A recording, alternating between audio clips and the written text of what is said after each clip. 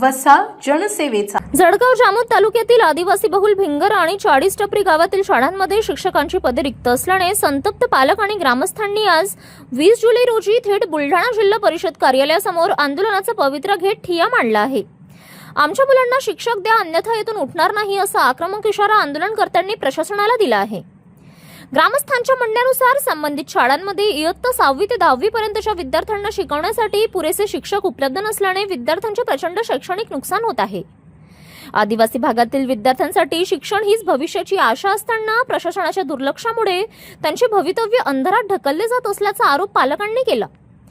या प्रश्नावर यापूर्वीही अनेकदा निवेदने देण्यात आली, मात्र ठोस कार्यवाही झाली नसल्याने अखेर ग्रामस्थांनी जिल्हा परिषदेसमोर आंदोलन सुरू केले। भिंगार आणि 40 टपरी येथील शाळांतील सर्व रिक्त शिक्षक पदे तातडीने भरावीत आणि प्रत्यक्ष शिक्षक रुजू करावेत अशी त्यांची ठाम मागणी आहे। City news. काय आलेली आहे, काय मागणी? माझं नाव कुमारी जमुना मुकेश खरात, वर्ग 10वा। शाळेचं नाव जिल्हा परिषद मराठी उच्च प्राथमिक व माध्यमिक शाळा भिंगारा। आम्ही आमच्या शाळेत 6वी ते 10वी पर्यंत शिक्षक नाही, म्हणून आम्ही शिक्षणाची मागणी करण्यासाठी इथे आलेलो आहे। आम्हाला ज्यापर्यंत शिक्षक भेटणार नाही तोपर्यंत आम्ही इथून जाणार नाही। काय तुमची मागणी आहे, कशाची?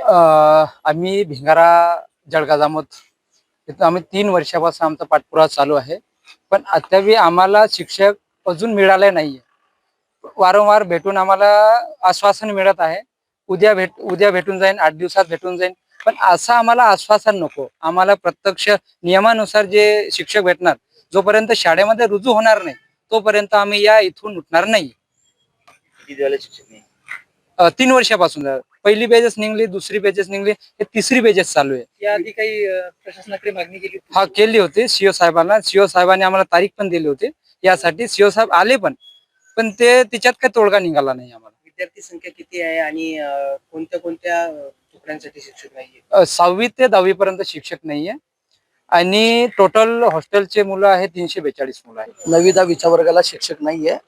आपण आताच थोड्या वेळापूर्वी पण त्या पालकांची चर्चा केली। आपण लवकरच तिथे सकाळी एक तात्पुरते शिक्षक आपण दिलेले आहेत, ते तिथे जॉईन पण झालेले आहेत। आता अन्य 2 शिक्षकांची पण व्यवस्था आपण त्यांच्याकडे करतो आहे। लवकरच आपण त्यांना शिक्षक देऊ। आपण आताच थोड्या वेळापूर्वी पवित्र पोर्टलवर देखील शिक्षक भरतीची जाहिरात दिलेली आहे। आता बुलढाणा जिल्ह्यात जवळजवळ 150 शिक्षकांची पदं रिक्त आहेत। आता ती पदं प्रामुख्याने जळगाव जामोद आणि संग्रामपूर या 2 तालुक्यांमध्ये पदं रिक्त राहण्याचं प्रमाण थोडं जास्त आहे। आपण प्राधान्याने ती पदं या पवित्र पोर्टलच्या भरतीमधून भरणार आहोत।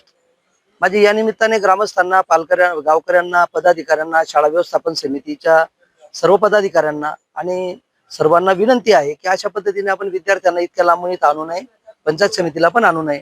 आपण कधी आम्हाला चर्चेसाठी बोलवा, आम्ही यायला तयार आहोत।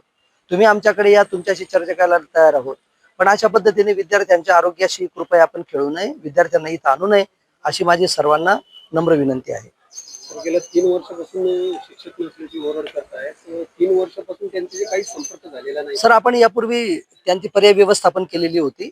3 लोक आपण त्या ठिकाणी दिलेले होते, पण त्या 3 लोकांपैकी मला वाटतं 2 लोकांनी ती आपण त्यांना मानधन तत्त्वावर जे नेमलेलं होतं त्यांनी ती नोकरी सोडलेली आहे।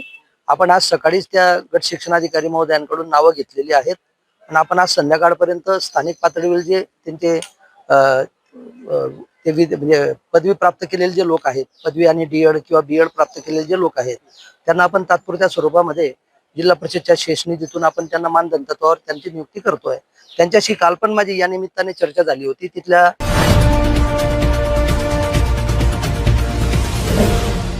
सिटी न्यूज, वसा जनसेवेचा।